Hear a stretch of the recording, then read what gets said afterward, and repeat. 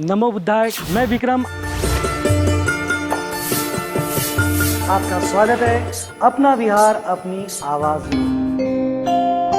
आप भी हमारे साथ त्रिशरण पंचशील ग्रहण करें।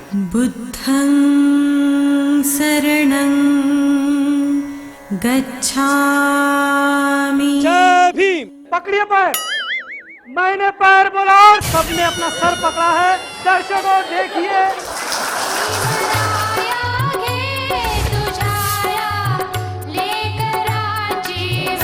अपना विहार अपनी आवाज।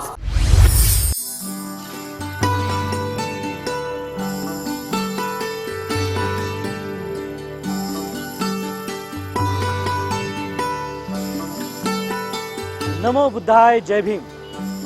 दर्शकों, मैं विक्रम आपका स्वागत करता हूं आपके मनपसंद कार्यक्रम अपना विहार अपनी आवाज में। आज हम आपके लिए लेकर आए हैं एक प्यारा सा विहार, जिस विहार का नाम है कुशीनारा बुद्ध विहार, जो आता है पडोले नगर, वाठोड़ा, नागपुर, महाराष्ट्र में। तो आइए, देर नहीं करते हैं, शुरू करते हैं आज का सफर और आज का ये एपिसोड। आइए।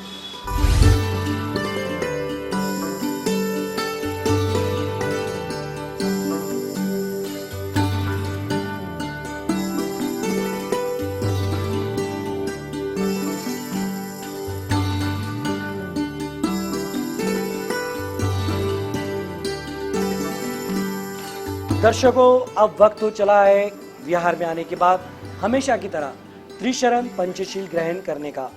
तो आपसे हमेशा की तरह मैं विनती करता हूं कि आप भी हमारे साथ मिलकर त्रिशरण पंचशील ग्रहण करें।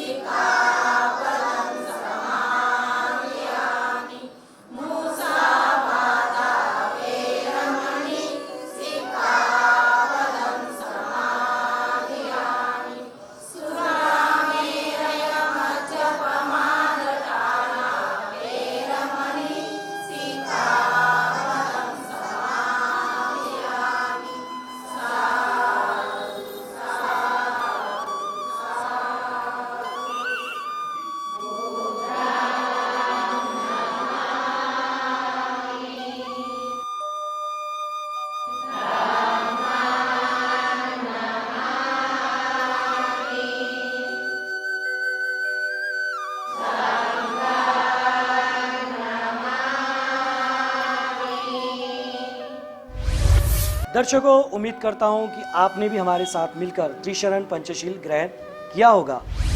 अब वक्त है विहार को और अधिक बेहतर तरीके से जानने का। तो आइए विहार समिति से या उपासक उपासिकाओं से हम जानने का प्रयास करते हैं कि इस विहार की स्थापना किस तरह हुई, किस तरह कार्य कर रहा है और किस तरह का कार्य अभी किया जाना बाकी है। माझे नाव विनोद यशवंत मंडपे। मी कुशीनारा बुद्धविहार समितीच्या 1986 मध्ये अध्यक्ष होतो। या विहारामध्ये नेहमीच बाबासाहेबाची जयंती, भगवान बुद्धाची जयंती, धम्मचक्र प्रवर्तन दिनाचे कार्यक्रम नेहमी होत राहतात. विहारामध्ये परिसरातील सर्व लोक उपस्थित राहून वंदना सकाळ संध्याकाळ घेतात आणि नेहमी महापुरुषाचे कार्यक्रम विहारामार्फत, कुशीनारा बौद्धविहार समितीमार्फत आम्ही या परिसरामध्ये घेत राहतो.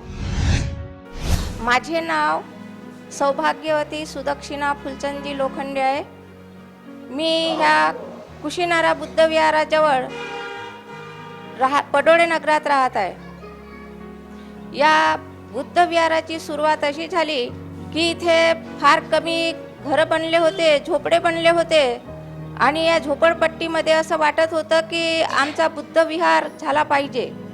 तेव्हा 10 लोकांची बाळी तयार करण्यात आली. छोटासा पुतळा बनवला होता आणि ते छोटासा पुतळा या ठिकाणी स्थापन करण्यात आला सन 1972. यावेळेस ह्या बुद्धविहाराची स्थापना करण्यात आली. तेव्हापासून हळूहळू हा पंचशील झेंडा वगैरे रोवण्यात आला आणि अशा प्रकारे थोडं जेवढं काही त्या बॉडीने जमलं तेवढं करण्यात आलं. त्याच्या पुढे ही नवीन बॉडी तयार झाली. ह्या बॉडीने आता आपल्यासमोर एवढं मोठं विहार बनवलं. जय भीम. मी संध्या प्रदीप देशभ्रतर पडोळे नगरमध्ये राहते. मला इथे एक वाचनालय म्हणून उभं करायचं आहे. आता सध्या अंगणवाडी आहे, पण वाचनालय झालं पाहिजे असं मला वाटते आणि माझ्या महिलांना पण हेच वाटते. त्याच्यासाठी आम्ही प्रयत्न करत असतो, पण मदत जे मोठे वक्ते आहेत त्यांच्याकडनं आम्हाला मिळत नाही. आम्ही महिलाच म्हणजे जास्त प्रमाणात इथे सहकार्य करतो.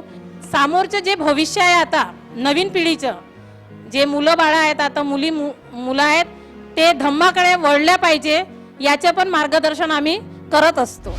तो उपासक उपासिकाओं से हमने जाना किस तरह विहार की स्थापना हुई, किस तरह से कार्य कर रहा है और किस तरह का कार्य अभी किया जाना बाकी है. और अब वक्त है एक छोटे से ब्रेक का. लेकिन ब्रेक पे जाने से पहले आपको बता दूं कि ब्रेक के उस पार भीम का दीवाना, बोध कथा और भी बहुत कुछ आपका इंतजार कर रहा है. तो बने रहें आवाज इंडिया टीवी के साथ और देखते रहें अपना विहार अपनी आवाज. मैंने पैर बोला और सबने कान पकड़े हैं और अभी भी पकड़े रखे हैं.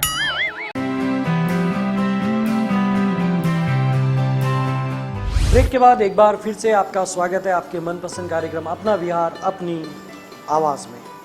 अब वक्त है बोध कथा श्रवण करने का. तो आज भी हम आपके लिए एक प्यारी सी बोध कथा लेकर आए हैं. आइए सुनते हैं ये प्यारी सी बोध कथा. दर्शकों, आज की बोध कथा हमने एक धोबी और उसके गधे से ली है. आप सोच रहे होंगे कि किस तरह की कथा होगी, तो आइए सुनाते हैं कथा और आप भी सुनिए. एक धोबी और एक गधा साथ में सालों से रहते थे और दोनों में एक भावनिक रिश्ता सा जुड़ गया था. कुछ सालों बाद जो गधा था वो बीमार रहने लगा और अचानक एक बार धोबी और गधा जब काम के सिलसिले में बाहर जा रहे थे तो अचानक एक बड़े गड्ढे में वो गधा जा गिरा. उसने खूब प्रयास किया बाहर निकलने का और धोबी ने भी अथक प्रयास किया उसे बाहर निकालने का. लेकिन जब उसे लगा कि अब कुछ नहीं हो सकता तो धोबी ने सोचा वैसे भी अभी आजकल बीमार रहता है और इसकी ज़रूरत भी अब ख़त्म सी हो गई है, तो क्यों ना इसे फिर यहाँ पर ही मिट्टी में दफना दिया जाए. तो उसने कुछ गांव वालों को साथ बुलाया और कहा कि चलो मिलकर मिट्टी डालें. सब ने खुदाल फावड़ा लेकर आए और उस गड्ढे में मिट्टी डालना शुरू किया. शुरुआत में तो गधे को समझ नहीं आया कि क्या हो रहा है, पर धीरे धीरे उसे समझ में आ गया कि लोगों की मंशा क्या है. अचानक गधा कुछ अलग तरह की हरकत करने लगा. जब लोग मिट्टी उसके ऊपर डालते तो वो हिलाकर अपनी पीठ पर गिरी मिट्टी को नीचे गिरा देता. लोग सोचने लगे कि ये क्या कर रहा है, पर यह सिलसिला चलता रहा और वो जैसे जैसे मिट्टी डालते वो गधा पीठ हिलाकर सारी मिट्टी नीचे गिरा देता और धीरे धीरे करते करते वो गड्ढा मिट्टी से भर गया और वो गधा धीरे धीरे जो मिट्टी को गिरा रहा था उसी मिट्टी पर चढ़कर गड्ढे से बाहर आ गया और लोग आश्चर्यचकित हो गए. दर्शकों, इस कथा से हमें ये बोध मिलता है कि जिंदगी रूपे कुएं में भी हमें इस तरह की समस्याएं आती है और समस्या रूपी मिट्टी हम पर बार बार गिरती रहती है। तो दर्शकों, आपको इससे घबराने की जरूरत नहीं है। बस जब भी कोई भी मुश्किलें आए तो इस मुश्किल रूपी मिट्टी को हिलाते रहिए और नीचे गिराते रहिए, कदमों को आगे बढ़ाते रहिए और इस तरह आप जीवन में आगे बढ़ सकते हैं। तो ये थी आज की बोध कथा। उम्मीद करते हैं कि ये बोध कथा आपको ज़रूर पसंद आई होगी और अगर आपके पास भी इस तरह की कोई प्यारी सी बोध कथा है तो बस इंतज़ार मत कीजिए कि नीचे जो व्हाट्सएप नंबर चल रहा है इस पर आप हमें व्हाट्सएप के ज़रिए अच्छी कहानियाँ ज़रूर भेजें और जब भेजें तो उसके साथ अपने पूर्ण संपूर्ण जानकारी यानी कि आपका नाम, पता और कॉन्टैक्ट नंबर, ये संपूर्ण जानकारी उसमें व्हाट्सएप के ज़रिए हमें भेजें। अब वक्त है मिलकर गाने का, गुनगुनाने का। तो देर किस बात की, आओ मिलकर गाएं। रोज सकाळी पूर्व दिशेला श्रद्धांजली पूर्व दिशेला श्रद्धांजली वाहिते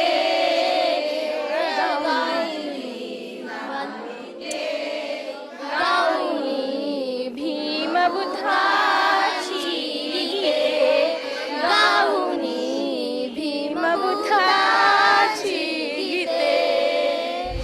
दर्शकों, आप देख सकते हैं मैदान सज चुका है और हमारे खिलाड़ी यानी कि उपासिका इस वक्त खिलाड़ी के रूप में गेम खेलने के लिए मेरे साथ मौजूद है। गेम वही है जो सबको दीवाना करता है, सबको अपना बना लेता है और सबको प्यारा लग रहा है, जिस गेम का नाम है भीम का दीवाना। जी हाँ, भीम का दीवाना। इस गेम के रूल्स मैं आपको फटाफट बता दूं।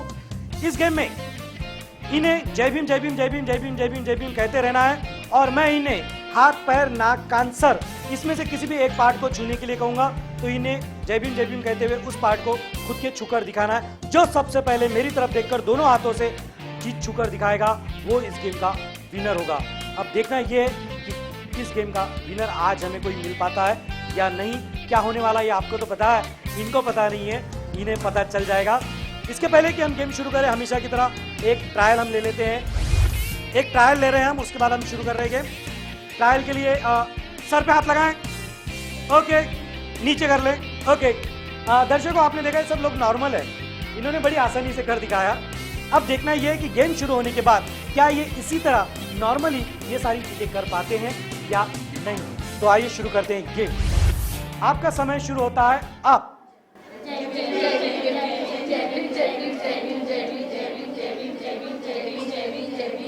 पकड़िए पैर, पैर बोला और सबने अपने कान पकड़े हैं। मैंने पैर बोला और सबने कान पकड़े हैं और अभी भी पकड़े रखे हैं। इन्हें समझ में नहीं आ रहा क्या हो रहा है घर में। ओके,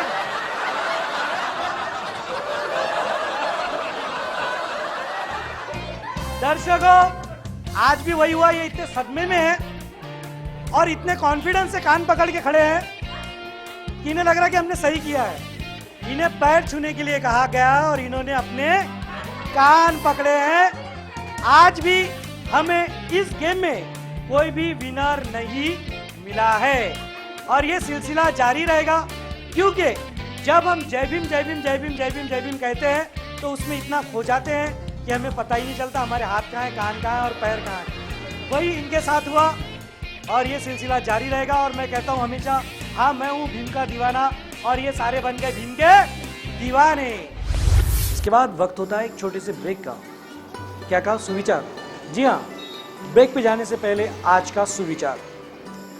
जिस तरह उबलते हुए पानी में हम अपना प्रतिबिंब को नहीं देख सकते, उसी तरह जब हम क्रोध में होते हैं तो हम ये नहीं समझ पाते हैं कि हमारी भलाई किस में है और अच्छाई किस में। तो हमेशा संयम बनाए रखें, शांति से रहें, क्रोध से हमेशा दूर रहें। यही हम आपको कहना चाहते हैं। इस ब्रेक के साथ बने रहे आवाज़ इंडिया टीवी के साथ और देखते रहें अपना बिहार अपनी आवाज़। जी, मेरा नाम गीता मिश्रा है। बताएं कितनी जगह पर? जी, 3।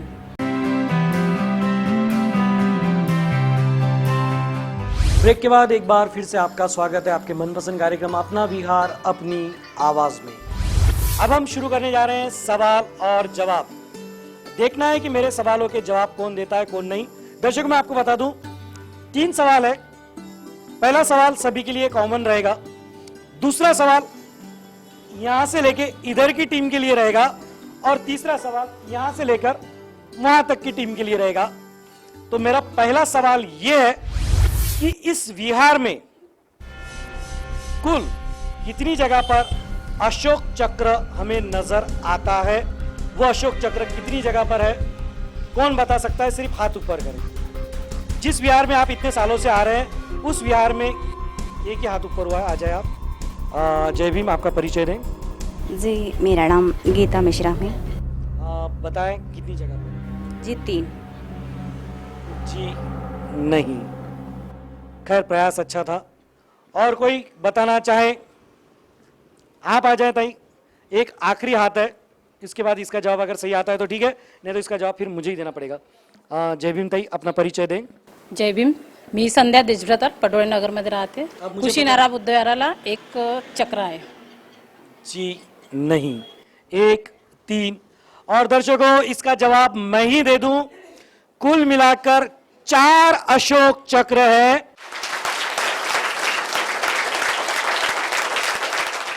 एक चक्र इधर है, एक इधर है और 2 चक्र वहां पर है बाबा साहब के अगल बगल में। तो मेरे लिए एक बार जोर से ताली बजाई भाई। आपको बता नहीं, मैं आपको बता रहा हूं। ओके, अब दूसरा सवाल इधर की टीम के लिए है। तो मुझे ये बताएं कि बाबा साहब का जो विवाह हुआ था माता रमाई के साथ, वो कौन से साल में हुआ था? आप मुझे इधर देखकर बताएं। कौन? आ जाए आप यहाँ पे। जय भीम, अपना परिचय दें। मेरा नाम रूपाली प्रमोद चौहान है। उनका विवाह जो था 1906 में हुआ था। 1906 में। इन्होंने 1906 कहा है, लेकिन मैं आपको बता दूं बेटा कि आपका जो जवाब है बिल्कुल सही है। जोरदार तालियां बच्ची के लिए।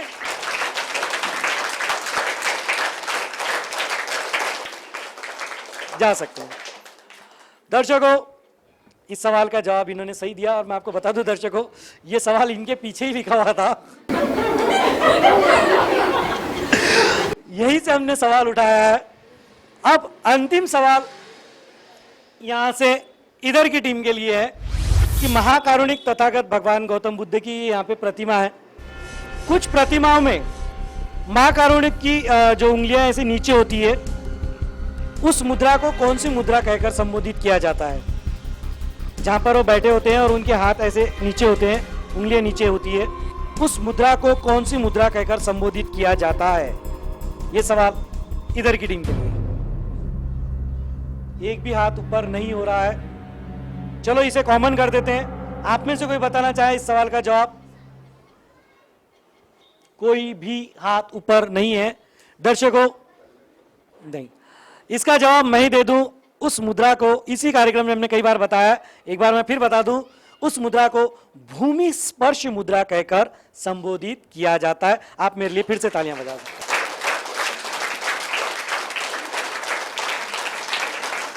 तो दर्शकों ये थे 3 सवाल, जिसमें से एक सवाल का जवाब मिला है और बाकी 2 के जवाब मुझे ही देने पड़े हैं। खैर सवाल जवाब हम यहीं समाप्त करते हैं, लेकिन बढ़ते हैं आगे। तो दर्शकों बाबा साहब ने हम सबको एक आदेश दिया था, हर बुद्धिस्ट व्यक्ति को सहपरिवार हर रविवार को विहार में जाना ही चाहिए। इसी आदेश का पालन करने के लिए और इसी कर्तव्य की पूर्ति करने के लिए हम हर विहार में शपथ लेते हैं, जो आज हम फिर से लेने जा रहे हैं। हम बोधिसत्व डॉक्टर बाबा साहब अंबेडकर के अनुयायी, हम सभी बौद्ध जन मिलकर ये शपथ लेते हैं,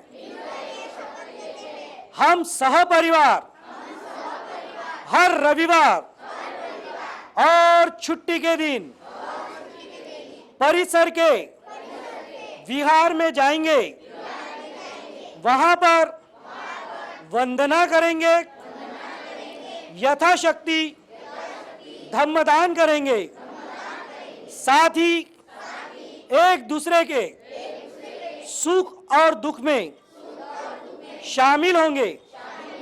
आवाज इंडिया टीवी के माध्यम से हम सब मिलकर ये शपथ ग्रहण करते हैं।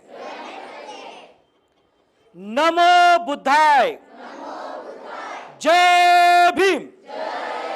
दर्शकों, उम्मीद करता हूं कि आपने भी हमारे साथ मिलकर न सिर्फ ये शपथ ली होगी बल्कि इसका पालन भी आप हमारे साथ मिलकर जरूर कर रहे होंगे और करते रहेंगे, साथ ही औरों को भी इसके लिए प्रेरित करते रहें।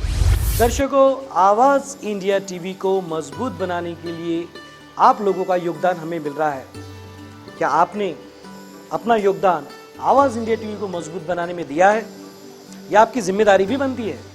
इसे आप साल भर में अपने परिवार में आने वाले जन्मदिवस, शादी की सालगिरह, स्मृति दिन या अन्य किसी भी प्रसंग का एक विज्ञापन देकर इसे जिम्मेदारी को आप निभा सकते हैं और अपना योगदान दे सकते हैं। इस विहार में भी कई उपासक उपासिकाओं ने आवाज इंडिया टीवी को एक विज्ञापन देकर इसे अपनी जिम्मेदारी समझकर निभाया है। आइए देखते हैं किन किन लोगों ने इस जिम्मेदारी को बखूबी निभाया है। आवाज इंडिया को जाहिरात देकर मैंने अपनी जिम्मेदारी निभाई है। क्या आपने निभाई? आवाज इंडिया टीवी को ऐड देकर हमने जिम्मेदारी निभाई है। क्या आपने निभाई? आवाज इंडिया को जाहिरात देके मैंने अपनी जिम्मेदारी निभाई। क्या आपने निभाई? आवाज इंडिया टीवी को ऐड देकर हमने जिम्मेदारी निभाई। क्या आपने निभाई? आवाज इंडिया टीवी को ऐड देकर मैंने जिम्मेदारी निभाई है। क्या आपने निभाई? आवाज इंडिया टीवी को ऐड देकर मैंने जिम्मेदारी निभाई है। क्या आपने निभाई? आवाज इंडिया टीवी को ऐड देकर हमने जिम्मेदारी निभाई। क्या आपने निभाई?